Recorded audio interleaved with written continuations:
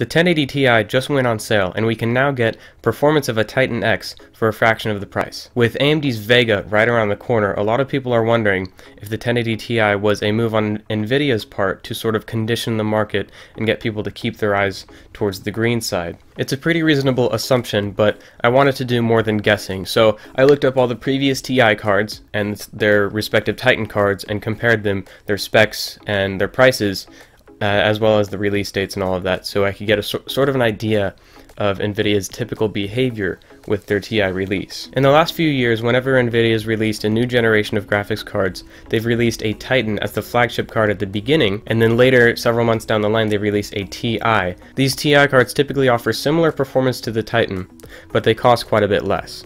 In 2013, we had the first Titan and the 780 Ti. We also had the Titan Black and the Titan Z, but those weren't the first card, the flagship card of the series, so I'm not going to deal with those.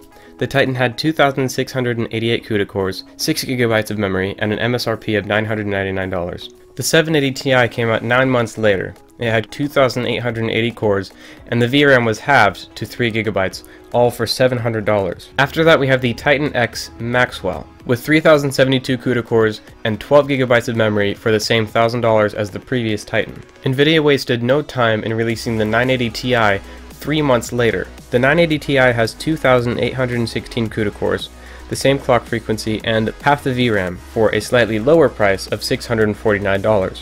Most recently, we have the Titan XP for Pascal. The Titan XP has 3,584 CUDA cores and has 12 GB of memory, setting you back a whopping $1,200. The 1080 Ti is almost identical, same core count and clock speed, but with 1 GB less memory. Those 11 GB run faster than the Titan X's 12 though, and it's only $700. If we look back, the 780 Ti was 70% of the Titan's price. The 980 Ti was 65% of the Titan XM's price, and now we have the 1080 Ti at 58%.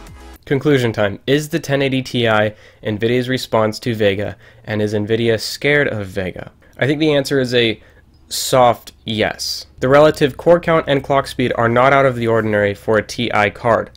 The memory count is kind of weird, but the most important indicator I think we should be looking at is price.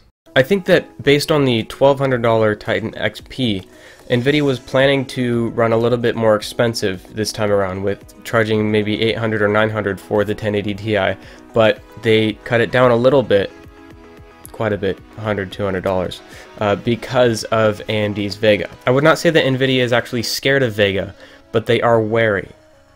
Vega is not going to put Nvidia out of business. It's not going to seriously cut down on Nvidia's market share. Nvidia still puts out graphics cards that are high quality and get the job done. AMD is going to be putting out graphics cards that can match and will probably be cutting down in price a little bit, but it's not going to kill Nvidia. But Nvidia is being careful, and I very much believe that the 1080 Ti was a deliberate move to keep people looking in their direction, even though G-Sync is still ridiculously expensive.